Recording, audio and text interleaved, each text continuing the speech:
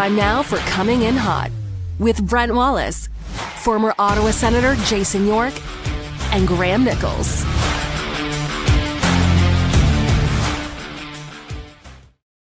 Hey, everybody. Happy Monday. Welcome to Coming In Hot. Brent Wallace alongside Jason York. Graham is off today, but the Baker man, Jamie Baker's going to join us shortly. We'll have a chat about what's going on in the world of the Ottawa Senators. Yorkie, nice to see you. Yeah. Where's Graham? Getting his car fixed? his Porsche is in the shop. Oh, I'm good, Wally. I'm good. I'm better because if you look at my hand right now, can you see this? Yeah, that is my cell phone. It's beaten up pretty good. But I was just in New York State watching my son play, Matthew. I had a couple games. Lost my phone in the Target. I had no idea where it was, the Target.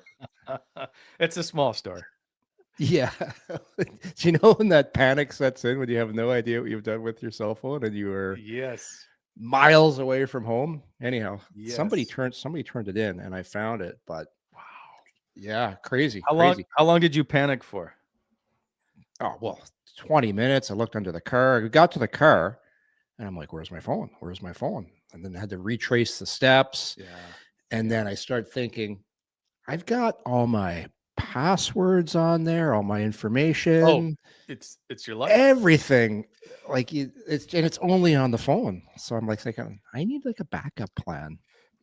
I won't share. I have 3 stories of terrifying phone moments. Yeah. One is my first time I left it in a cab in New York City. And it might have been a BlackBerry back then. And so I'm calling it. I don't know what to do. Like I call the taxi place. They're like, well, when he comes for the end of the night, we'll check. Anyway, so I keep calling the phone and he finally answers it. And I'm like, hey, you got my phone. And he's like, yeah, I'll bring it by. Where are you? I'm like, whatever. And he brings it by. And he's like, I can see the meters running. So he put it on the meter to bring it back. I'm like, all right, whatever. Whatever. $35. Yeah. I'm in Sweden. Oh, do you want to? Sorry. Would you like to finish? Sorry, Sweden. And Örnsköldsvik, we're way up north. We're going to see Victor Hedman. It's when he's about to be drafted.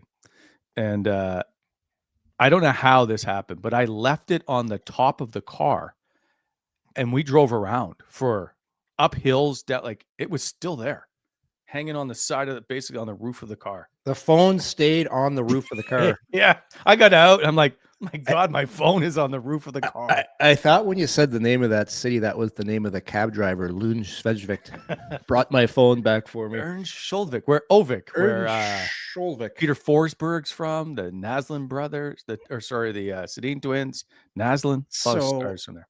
Anyways, my phone came back massively cracked. I must have dropped it. Where is a good place in Ottawa? Oh, there's a guy in Stittsville.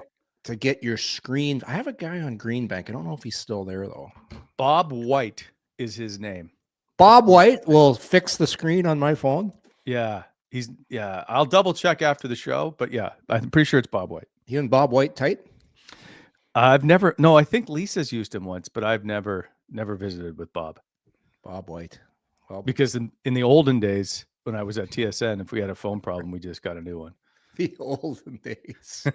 It kind of seems like the old days. Anyways, I'll see I'll see what's up with Bob White. Look, K Witt, he's great. So I bet you there'd be more people that show in here. Anyway, the other thing I was going to bring up. Oh, by the way, before I forget, the show brought to you by Bet365.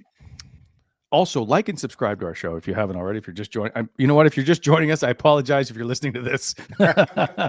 Maybe this isn't the right time to say subscribe. Hey, yeah, it is the right time. It's chit chat time. It's chit chat time.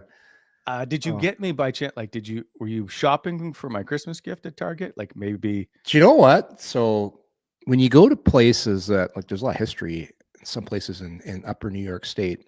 Yeah, I think that's where we were, kind of Rochester area. Yeah. Look at this wall. I found some old vintage comic books. These aren't for you, by the way. They're for me. I got an old Spider-Man. Are you a comic book collector? Well, I used to have. This is kind of a sad story. I used to have every single Spider-Man comic ever produced. What? I used to go into my sister's room. I'd she had like this little chest. I was like 6, 7 years old.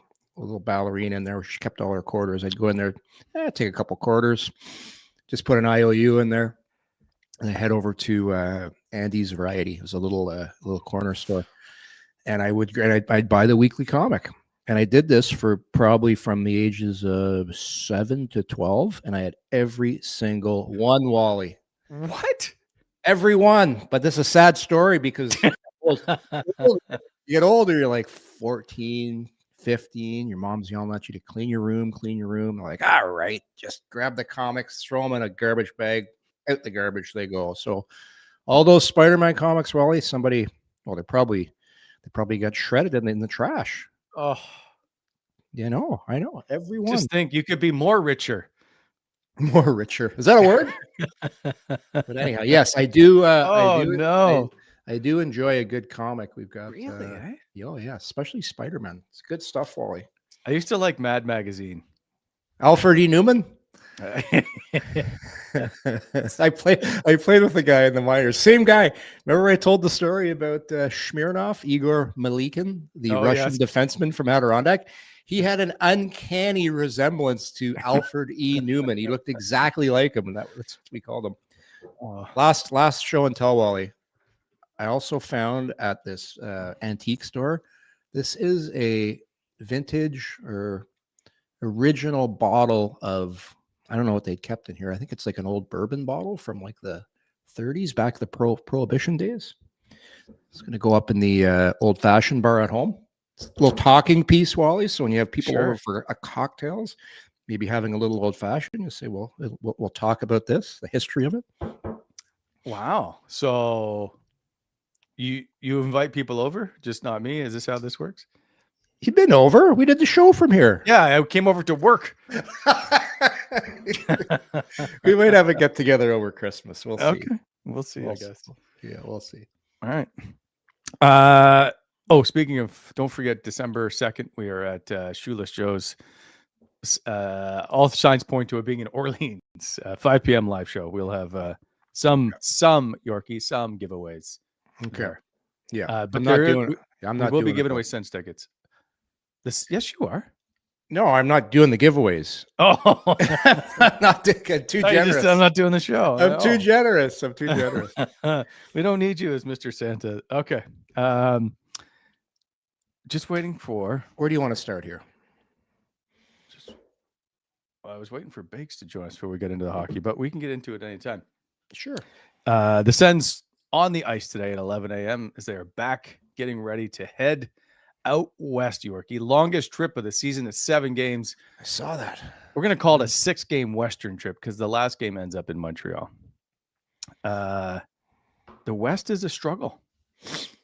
I don't have the stats in front of me. I'm sure you probably do. But if memory serves me correctly, Ottawa has never been good on this Western swing in recent memory because and we can get into this with Bakes because Bakes played for the Sharks for a long time. I played for the Ducks, 2 tours of duty. But I don't think, Wally, that they've been very good on these trips. So, funny you say that, Yorkie. Let's take a look. In the last 4 years, here's the record against all these 6 opponents they're going to face out west. That's 6 teams, 4 years. They play each team once. That's 24 games. They have won 5. Okay, I said bad. I didn't think this bad. 5-16-3 overall record. But this kind of goes hand in hand of what kind of team the Senators have been since they've kind of straightened their house out. Since they brought in, since new ownership, new coaches, and most importantly too, new personnel. Like this is a different team now, but that is crazy. 5-16-3, and I'm looking at what team they Vegas. Vegas 0-4-0. I think they've won once in regulation. It was their second visit there. They've only got a win there, I think. Anaheim is interesting because Anaheim hasn't been great. Yeah. And San Jose hasn't been great. No. And they still struggle. Even LA, like a few years anyway. it's interesting to see it when you look at it and go, yeah, it is tough. They used to call it Death Valley, obviously. The last time I think they were really good, I feel like, was either the Hamburglar run or the 2017-18, somewhere in there. Be interesting. But yeah, go ahead. It would be interesting to see the all-time records of the Senators playing at West. It's a lot of games, large sample size. Well, they used to have really good success against, I think, San Jose, and like I can get you like here. I'll tell you quickly. I can get that for you in the second, Wally. When I just got to talk to my phone, it'll tell me. My phone that I'm so happy I still have.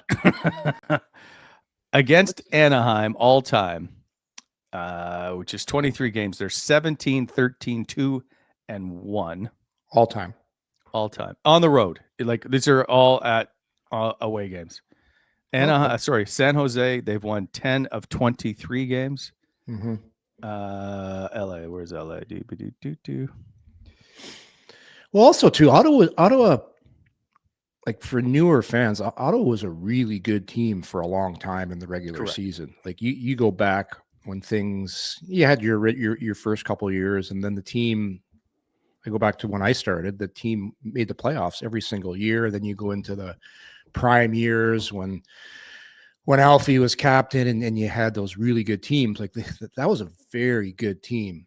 And then it was kind of the dark ages where last 4 years, not counting, like last year was good, but you go before though. Let's call those the dark times, Wally. We call it BA before Andlauer. I don't know what we do. Against Anaheim. Sorry, you've used that one before, haven't you? No, Yorkie, you should know me by now. It's usually on the fly. There's B. Okay, that's good. Against the LA Kings, they're 5, 15, 1, and 3. So 5 wins in 24 games. Okay, the Kings have been a problem. The Kings are a problem. Yeah. Well, they won one of their first 1, 2, 3, 4, 5, 6, 7, 8, 9, 10, 11, 12. They won once in 14 of their first 15 games. Yeah. That's tough. Anyway.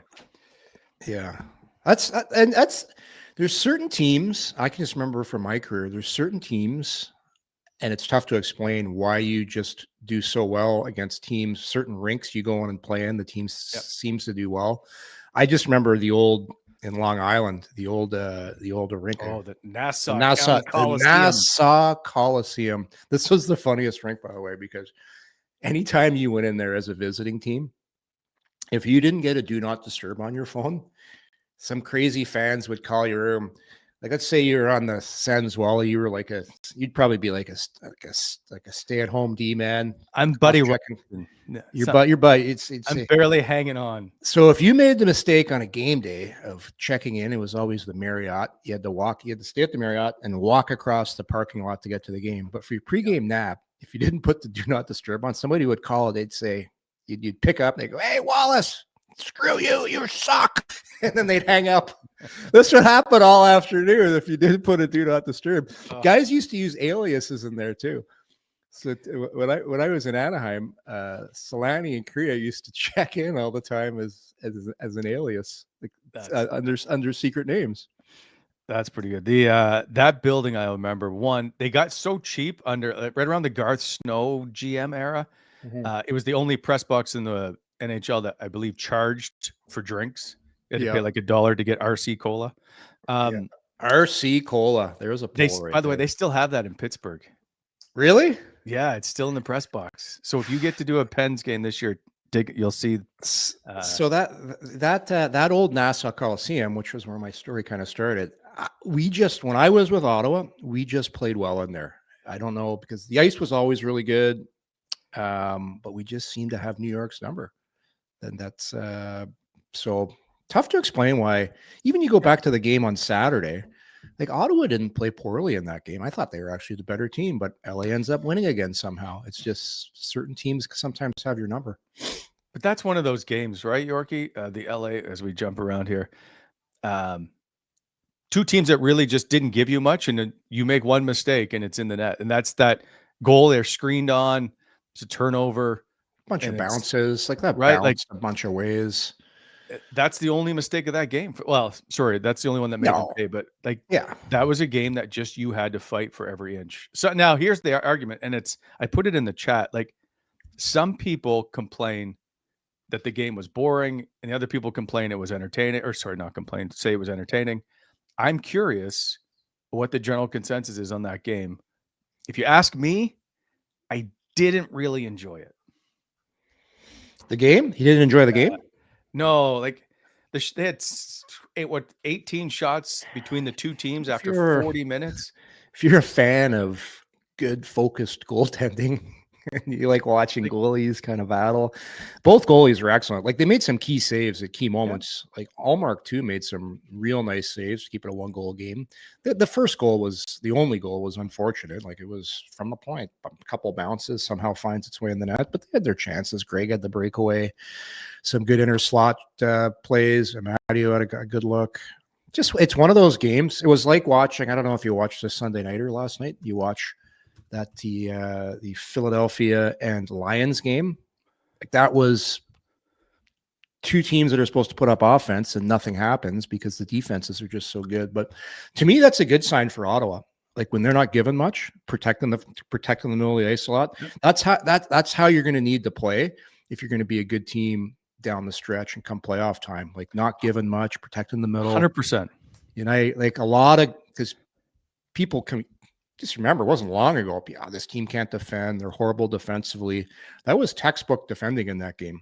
It was bearing down and making sure you don't give a lot, and you got to play that way. I agree with you. You need to play that way to win. It's just not always the most exciting. Although I'm pretty sure Jacques Lemaire had a little Woody watching that one. Jacques Lemaire had a little. Oh, come on. Well, he's a grandfather. Come on.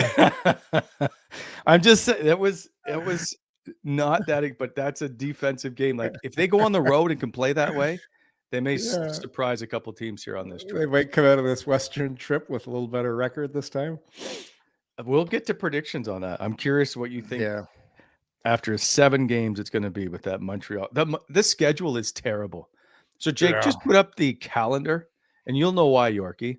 You fly in, get ready to play Anaheim. So you fly into LA, usually stay overnight in LA, because you typically play Anaheim, LA back-to-back kind of. But they're going to have to go to San Jose and then come back to LA. So that's just one of those little wrinkles in it. I'm wondering where the charter is going to be, because there's a great airport for those who have flown into California, that area. You can sometimes fly into John Wayne Airport, which is rarely do now. Oh, it's so good when you could, because it was a curfew.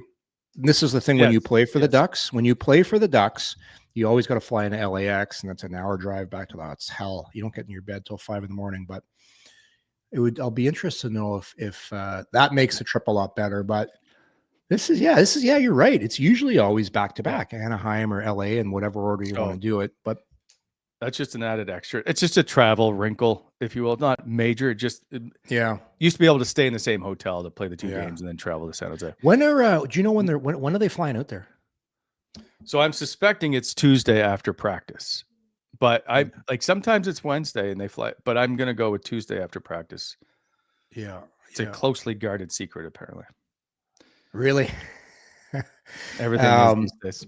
Yeah, it's too bad we're not on that trip, Wally. That'd be a great trip to go on. That would be everything trip. Like no back-to-backs. Oh, you know what you do? You'd go out on Monday, and we'd get a tea time at Pelican Hill Golf Club for Tuesday morning. Play the ocean course. After golf, we would head down to Timo Solani's restaurant in Laguna Beach. Have a couple old fashions on the patio, a couple steaks, a good bottle of wine. And then we'd have ourselves a time. Well, this is the difference between when you travel for work and when you're Jason York. I would travel out the night before, get in late, get up early, have a bad breakfast, get to the rink. No time for golf. I've had I remember traveling, and we would have a rare off. I probably had 4 off days. Ooh, that might be high in the 22 years that I traveled with TSN. Oh yeah. Oh. But they were great. Yeah. Mostly at the World Championships. But having an off day on the road is so rare. So Yes. I wouldn't be it's like not you. And besides, I couldn't afford to go to Tamus Loney's restaurant. Yeah, it's big bucks, sir. Old fashioned. I'll run you about 25 bones for a good one. See, there's no need. I could go to the Target and get an old bottle of something, pour that into a drink. Like an old bottle like this. See, exactly. As we jumped around, I was gonna go back to something, but I don't know. You keep taking me off course. Go back to the LA Kings. Go back to well, it's not. It's like it's just I'm surprised there's no back-to-backs in this trip, so it should make it better, hopefully. Although you fly from LA to Vegas, you're going to get in. It's a short flight. Do you know what surprises me with the record of the Sens when you go out there? Because anybody that's ever traveled out west can relate to this. You feel unbelievable. I don't know about you, Wally, but when I go west, I wake up in the morning and I just feel, man, I feel great. I'm like, how come I don't feel like this when I'm at home? Like it's because you're looking at the beach, but you're getting the vitamin D. You're up in the morning. Like you gain the 3 hours, you get to the rink, it's not middle of winter. It's so nice. I don't know why their records like that, especially against Anaheim and San Jose, because they haven't been good teams the last little while, but it doesn't make a lot of sense. It's just an interesting, and I don't know what the answer is. It's just an interesting note. It's the same with Carolina. Why is Ottawa notoriously bad in Carolina? Like that record's even worse, isn't it? Yeah, and it's not like it's no jet lag. There's there's no difference. Anyway, I don't know what's happened to Biggs. Maybe he slept in. Let's take care of some business before I get back to this finishing off this road trip. This show brought to you by Shoeless Joe's. Daily deals you don't want to miss. Burgers, wings, cold beer, great prices. No fluff, just big flavor. 5 nights a week. So Monday is what, Yorkie, as we test out your knowledge? Monday?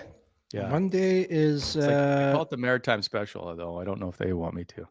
The Maritime Special. It's not pizza because that's Thursdays. Monday is I have no idea. Flatbread. Sorry, it's flatbreads are on Thursday, by the way, not pizza. It is fish and chips. Oh, the old sailor on Mondays. That's what we'll call it, the Sailor Special. Oh, you old sailor, you. I'm calling Jeff right now to tell him to change it to Sailor. The Sailor Special. Wings on Tuesday, of course. Big Burger Energy Wednesday.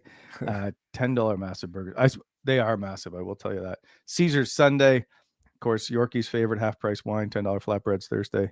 And the game day bud deal, always when there's a Canadian team playing, and that's also on Sundays. All right. Oh, one more for you, York. Shoeless Joe's in Kempville and in Orleans. Mm-hmm. I got like a 5 on that. You did get a 5. It's good, though.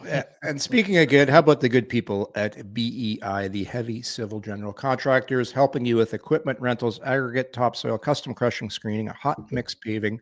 When you're planning that next project, please consider BEI for all your aggregate supply needs. Give them a call at 613-432-1120 or online at admonishyourexcavating.com. BEI is asking you, Wally, to please slow down in construction zones, especially in these cold mornings. It's a little slippery out there. Greasy sometimes is the word. Greasy. It's a greasy goal. Quickly, can we go to the standings? Just the Western standings, Jake, and that is these are the teams that Ottawa's going to have to face. LA and Anaheim sit 1-2 in the Pacific. And then you've got Vegas in the wild card spot. By the way, they lost like 3 in a row. They're dealing with some injuries right now. Mm-hmm. It's going to be a tough grind through there. So, Yorkie, based on where you see everything shaking down, what is your prediction of the 7 games? Oh, and we will throw in Montreal at the moment. They finish up in Montreal. They have now lost 3 in a row, battling some key injuries with no Doc, no Gooley, no Newhook. Yeah. Well, I'm predicting much of the same for Ottawa. I like how they're playing right now. They're not giving a lot. Goaltending seems to be solid. Allmark I thought he was excellent last game. Merlainen was good. We're going to see both goaltenders on this trip. I see probably I'm going to predict like a 600 road trip. Maybe you go 500, but you get that extra point possibly in one of those overtime shootout games. I think it's going to be a tough trip. Anaheim's much better.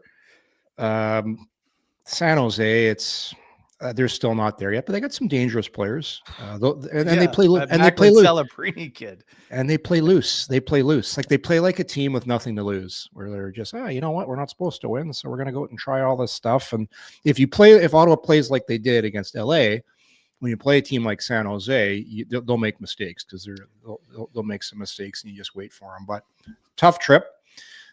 St. Louis is wedged in that trip as well. I think they're going to be business as usual.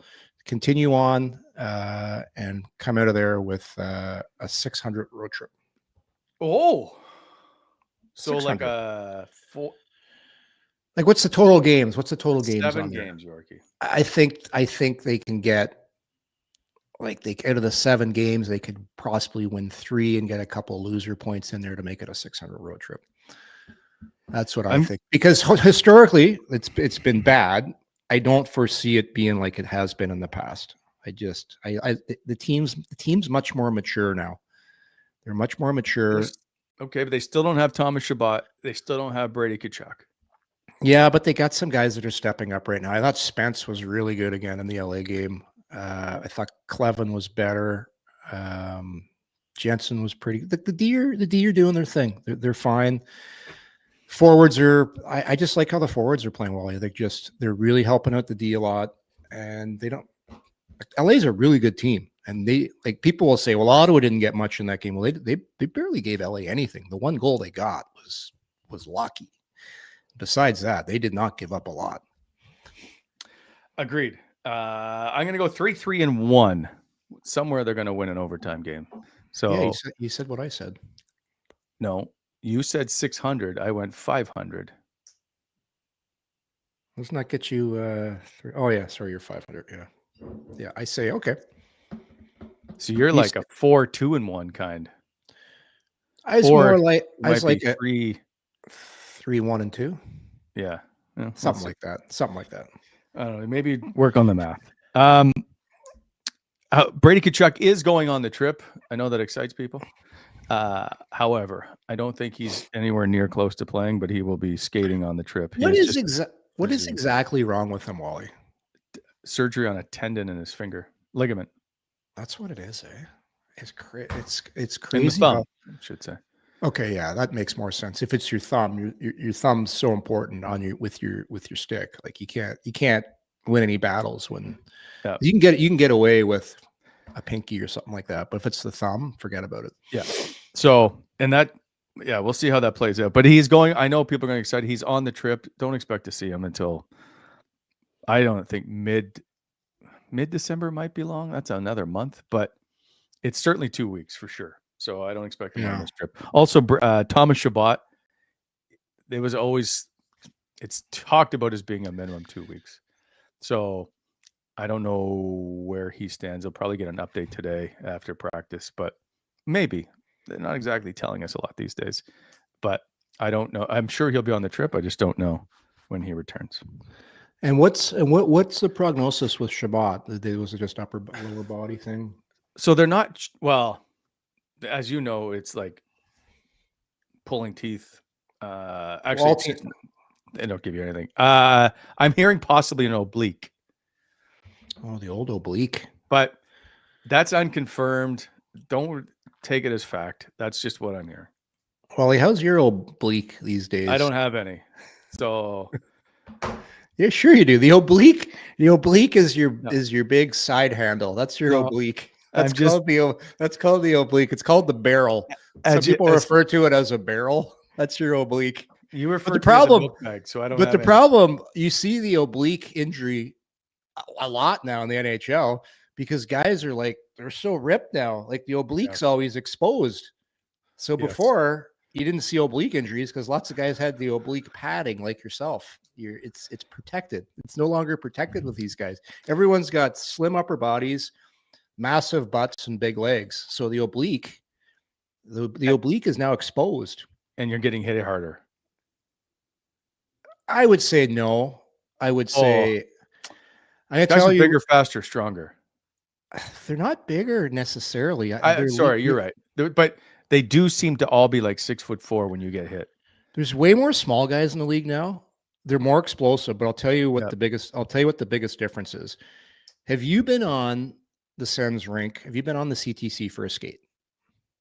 Yeah. Have you ever Not gone for a while. have you ever gone over to the boards and put yourself into the boards and tested the springiness of the boards?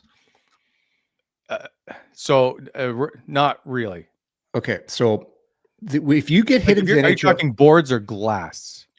the entire boards in a rink, especially when you go back into the corners, it's like a wrestling ring now. So when you go into the boards, and this is great what the NHL did this. They did this a long time ago. It's got a spring system in the boards. Yep. So when you get hit and your oblique muscle is exposed, Wally, the boards have a ton of give in them. And all that partition glass, like a long time ago, it used to be all seamless glass.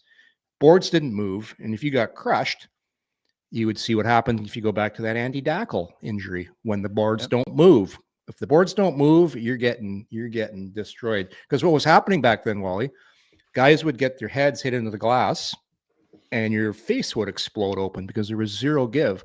So yeah, the rink's never Just been picture people now in AI, as you said that, just showing people's faces exploding as they touch the glass. Oh, Wally, I remember going in a corner. You'd put yourself against the boards to absorb the hit, and your head would smack off the glass, and the glass wouldn't move. Nothing would move. So something's got to move, and your face would split open. They're called pressure cuts, and guys used to get them all the time. That's when guys are getting all these concussions too, because back when Bettman first came in, he wanted to make the NHL all about the viewing experience. So they wanted to make it so everybody on the glass could see. So they had this seamless glass, and the rinks were so unsafe. Like, it was crazy. It was like, especially Ottawa and the old Montreal Forum and the Bell Center, they had the hardest glass and corners. It was like, basically, if you wanted to take a run into a concrete wall, that's what you were doing.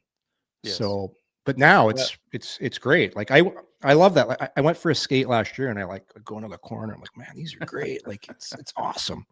So sure, the guys are faster, they're more powerful, but the boards have never been safer. Like, I love it. It's such a better. Vice versa, if you go see minor hockey rinks, they're so unsafe, Wally. You go into the corners, it's terrible.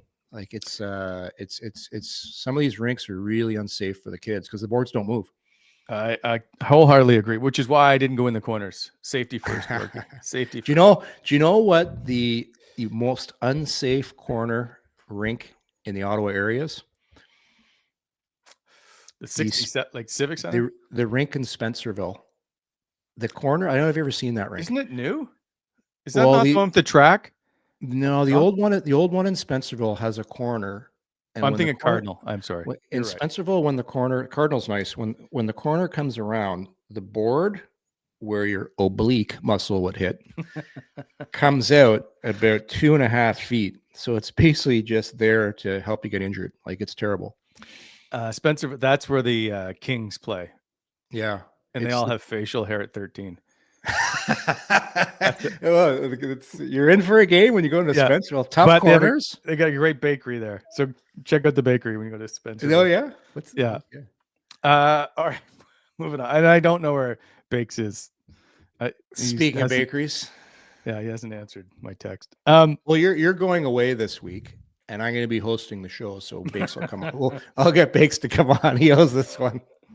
I don't even want to think about this. Okay, I have a question. I was hoping Bakes would join us. I want to get your thoughts on Dylan Cozens' game. Now, it has been, I think it's 4 games now since they've switched the lines up and they've put Zetterlund on that line with Dylan Cozens. In those games, Cozens leads the team in scoring with 1 goal, 3 assists, I think 4 points. He, like, that line is not producing as much as the others, I will say, though. Like, when you add all the aggregate together, I'm curious what you think of his game. And I will and the only reason I say that, I notice him as an extremely good forechecker right now, and a really good defensive minded player. And I know his plus minus is the worst on the team, I understand. But if you watch his game, I think he is really, really good away from the puck. He carries the puck extremely well to the neutral zone too.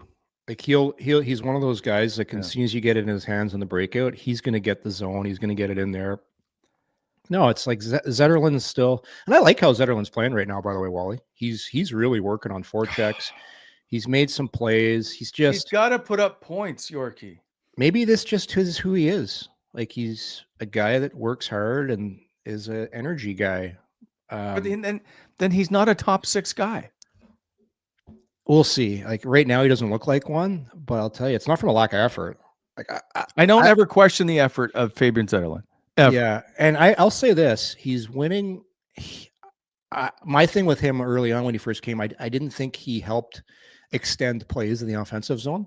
Like he's really battling down low in the offensive zone. He's extending plays. He had that nice assist. I think that was in was it last game before the LA game or the game before that? Mm-hmm. He took it on the backhand, put it to Cozens in the high slot. Like he's generating some things. It's just you'd like more than one goal right now. But he's not doing nothing is my point. Like it just simply comes down to one thing for me. He needs to produce offensively. Yeah. And he doesn't. The role he's kind of playing in right now, sure, you'd like more goals. He's not really hurting you defensively. He's gotten better on the intangible parts of the game, which I didn't like when he first came over. So we'll see. Still, the one thing about his shot, it does seem to take him a little extra second to get it off. Like there's like a loading, there's like a little load he needs to load it. And then by the time he does that, it seems like the goalie's kind of set and he hits him. But I don't know. I like what he's doing right now. He's just not scoring. Okay. How did we get off my Dylan Cozens topic to you hijacking it for Fabian Zetterlund? Well, and I like how Cozens is playing right now too. Like I just look at that line. He's playing with 2 guys. Like when Greg's with them, like Greg's the guy that's having a tough time scoring right now. And Zetterlund's a tough guy. So Cozens is kind of playing with 2 guys that are snake bit right now. And Greg had a great chance last game. He's right in all alone, backhand. He tried to elevate it, didn't go for him. But the key is when you're not playing, when you're not producing, you got to find some other elements in your game to contribute. And I do think Greg and Zetterlund are doing some things. Like they're not hurting you defensively, but they're just not producing. So, and vice versa. Like I'll give you an example. Everybody was all over Amadio last year, start the season. He's terrible. He's not doing anything. He's not producing. What do we got him for? What do we got him for? He's terrible. But he was doing a lot of other little things behind the scenes that nobody ever talks about. Now all of a sudden he's getting points and scoring. Oh, look how great he is. Well, he was always doing those things. It's just now some things are going right for him. But Amadio is different than those 2 players. Like he's more cerebral. He's just his little things. Like he stole a couple more pucks in the last game. He's not as physical as Greg. He's more of a sneaky type player, Wally. He's very sneaky. He likes to lift sticks, steal pucks, set guys up. But I'm hoping things change. I do think things will turn around for Greg. Things will start going for him. But I don't know. I like the little parts of Zetterlund's game better now than when he first came over. And I like what Cozens is doing right now too. I think my point was he doesn't get enough attention. I think he's done actually a really good job of. Well, look what he's doing. He's playing with 2 guys that are really struggling to produce offense. And so you know what we call that? The helicopter line. Yeah. But what do you do? So what do you do right now? I didn't even finish the punchline. I swear you don't listen. Finish your. Well, you had a good joke earlier. What is the helicopter line? The helicopter. No wings. Yeah, I know. So that one, Wally. That one's been overused. Your Adlauer joke hit it perfectly. But a helicopter, come on, you're better than that, Wally. You're better than that. No, that's what they always used to say Matt Sundin had in Toronto. He was always playing on the helicopter. He had never had anybody to play with. Alexei Ponikarovsky. So what do you do though if you're Travis Green?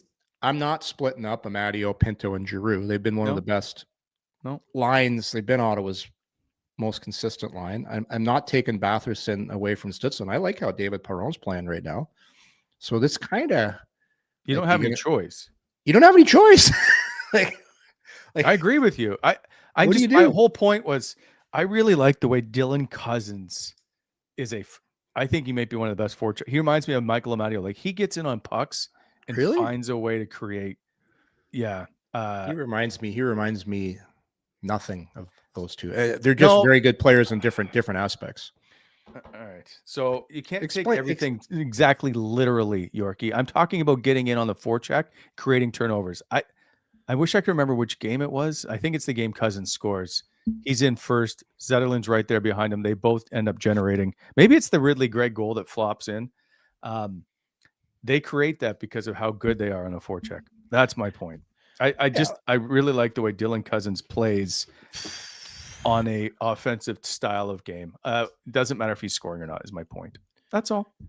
Like if you took Batherson and you threw him back with Cozens, all of a sudden his offense, it would get a lot higher right now. Even, you know what's surprising right now is it's not surprising, but Claude Giroux is quietly doing a lot of good things out there, especially last game. I know they didn't score, but he's turning pucks over on the forecheck too. For an older guy, like, he does not cheat the game. He still plays inside the dots, is doing so many little things right now for the Senators, winning draws like he always does. But that line with Giroux, Pinto, and Amadio, they've been so good. Last time I checked, this was, I think, before the LA game, they were near the top of the NHL in expected goals. Yes, correct. Yeah. I'm not sure what it is. I'm not sure what it is now, but anyways, they've been great. But yeah, if Travis Green, you don't really have a lot of other options right now. Like, you're not changing this. They tried Zetterlund on the Stützle Batherson line. Doesn't work. So I wouldn't. Yeah, there's nothing I would change in this group at the moment. I think Jordan Spence has been very good. Yeah. I think Nick Jensen's actually been better in limited minutes. I don't mind the way he has played the last couple of games. Jensen? No, he's been fine. He's been fine. So we'll see how this plays out. Quickly, Jake, on to Bet365, which is our proud presenting sponsor.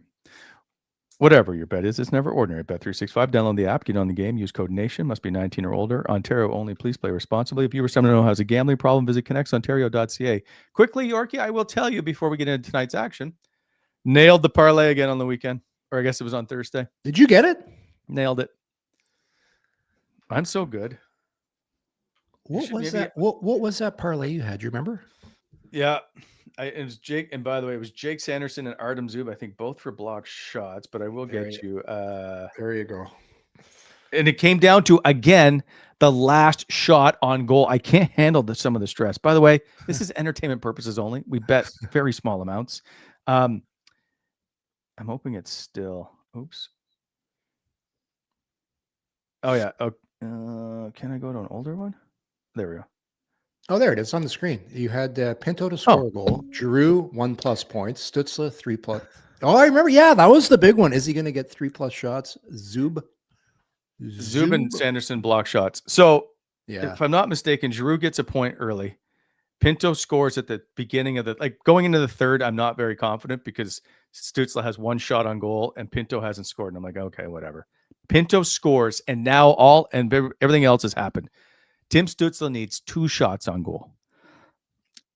He gets one, about 7 minutes to go. I'm like, okay, we got a chance here. He's on the ice for the empty netter and hits the post. And I'm like, and it's a minute 39. I'm like, okay, he's probably going to come off. It's over. There's no chance at this. And doesn't he score the empty netter in like the last few seconds? That's right. Oh, that's like stress level. I thought you had Zetterlund in for a goal. No, that was the bet before. That was the one before. Yeah. I'm not betting on him to score anymore. Not doing it. And I made a boo-boo on the LA Kings one. I had, for whatever reason. So for people that are doing these kind of little bets, I find block shots, like if you're trying to add stuff to it, if you're pretty certain on a guy's going to score, always throw in a couple guys. Yeah, throw some block shots in here, throw some shots on goal. That's an easy way how to pad your bet. 100%. You just got to make sure you pick Artem Zub. Shot blocking machine, Wally. Well, they get hit. Yeah. They're just eventually just going to get hit with pucks. Mm-hmm. So, But the big one is obviously goal scorers. All right, tonight there's a big matchup. By the way, Jamie Baker just texted in that he's sick as a dog. So I apologize to all of you who are excited to see him and not us today. You get the show's free for you guys. There will be a complete refund. Edmonton, the Edmonton Buffalo game I'm interested to see. I just want to see if Buffalo is going to create more misery for the Edmonton Oilers. Oh boy. And Florida. Well, Florida, I know they're 3 points out of a playoff spot. But I feel like they got to start to turn it around. And then is Montreal going to drop their 4th in a row? There's some good games going on tonight. Yeah, there is. I'm surprised for all the talk with Edmonton. They're off to a better start than they were last year. Like last year, they had to run the table. I think it was in the new year. Like they're 9-7 right now. It's not that bad. 9-7. It just feels, and maybe it's recency bias. It just feels like this team, though. And I know it's the same as if you don't have Draisaitl, McDavid, Carey, you've got nothing. I just feels like they got less than that this year for whatever reason. You think so? I so love just that. My opinion, but I could be wrong because you cover the West more than I do. Yeah, they picked up late Jack Roslovic. Mm-hmm. I just thought that was such a sneaky good pickup. He's a guy that can score. He's kind of what they were missing. I like Mangiapane. I actually liked him a little bit better this year. I actually do.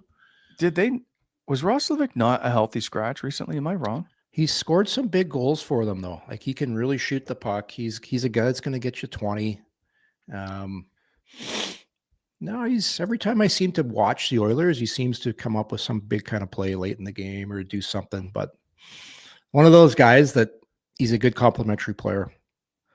Just trying to look up his game by game here for a quick sec. Of course, when I want it, I can't find it. Yeah, I don't know if he was a healthy scratch or not, but he came in late. Like he didn't start the season with them. He hasn't been. He missed the first 2 games. He's got 3 goals in his last 4 games. Yeah, 6 points in his last 4 games. Yeah, he's been good, but that's a guy that kind of got passed right through the entire NHL. Yeah. He kind of bounced around, and then he ended up in Carolina, and then nobody signed him in the summer. I'm like, why isn't anybody signed? Well, I'm like, why is anybody signing this guy? Like he's an NHL player. Like if you look at him and you compare him with Fabian Zetterlund, for example, and I'm just saying a guy that's a goal scorer and has proven himself in the league is Roslovic. He's a guy that can score. He's proven that in the track record. It's just sometimes people will say, well, doesn't always play hard. He's kind of a guy that waits, but so far he's been good in Edmonton. I remember hearing he's signed, by the way, for 1 year, $1.5 million, 4-team no trade list. I heard that he just wouldn't settle for like he wanted his money, if you will. So he held out basically. It's a dangerous game in the off season when you're a free agent. Yeah, because there's a hot period because there's only so much room on each team's roster to fit guys in. Yeah, and sometimes if you wait too long, you could be waiting longer, and that's when your agent calls you and you said, now we're going to have to wait till the season starts and see who really needs somebody.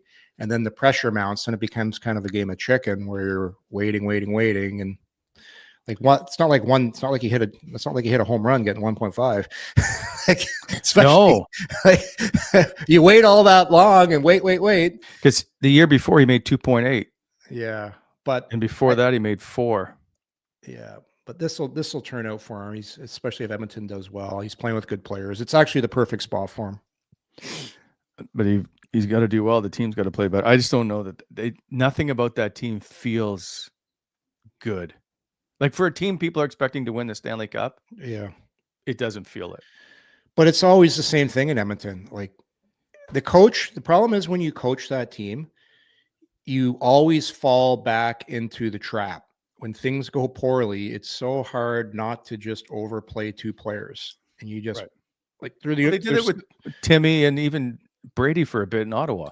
But there's still, if you look at power play time, like there's no other team that lets 2 players stay on the ice for the entire 2 minutes of every power play, every single time. And then everybody wonders, well, why isn't there more secondary scoring in Edmonton? Well, because you overplay guys so much. And they almost won a couple times in the playoffs by doing that. But it just catches up to you after a while. Like it's so tough to win in this league unless you've got depth. And I don't know, it just seems the coaches always fall into the trap there of overplaying the guys.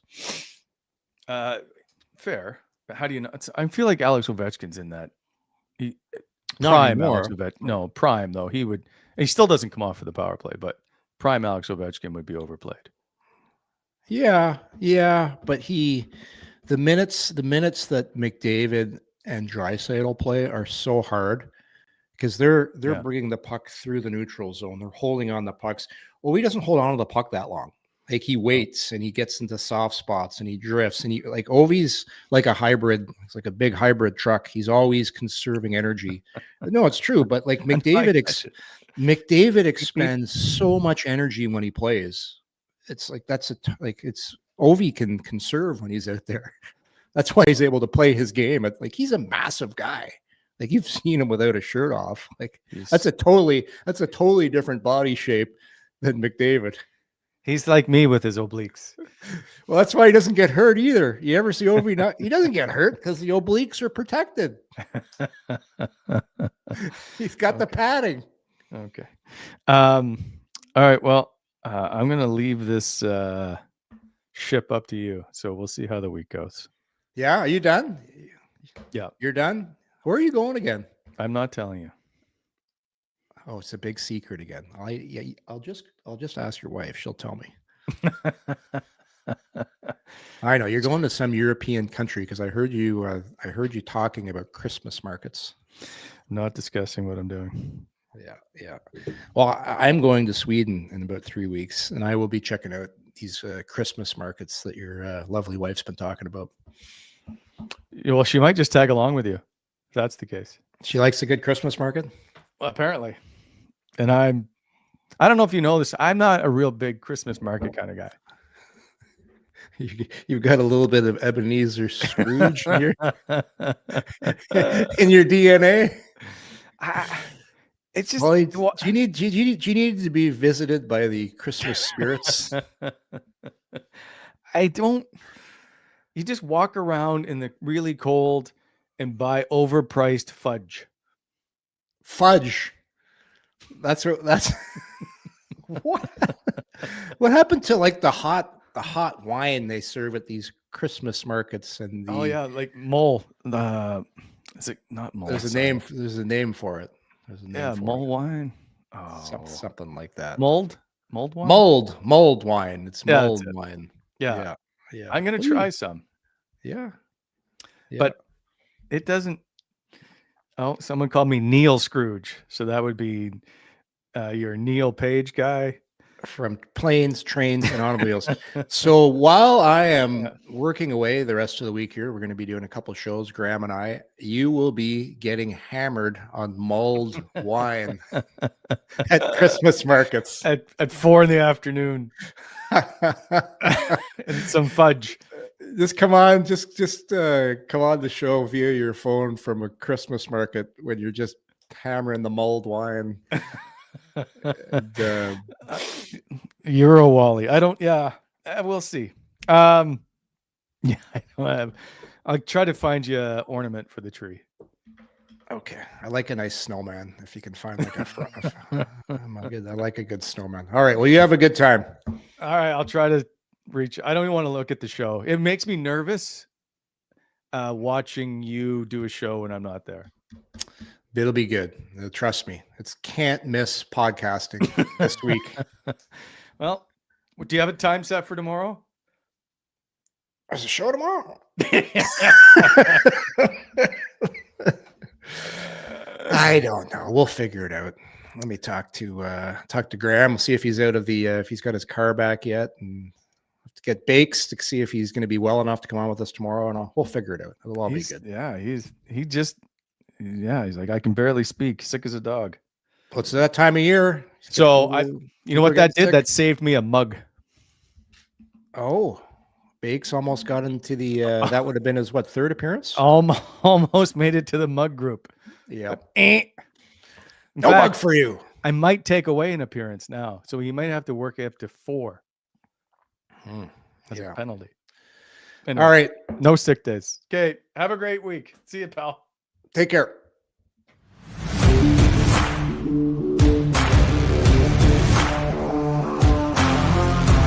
Thanks for tuning in to Coming In Hot. If you enjoyed the show, hit that like button and be sure to subscribe to never miss an episode.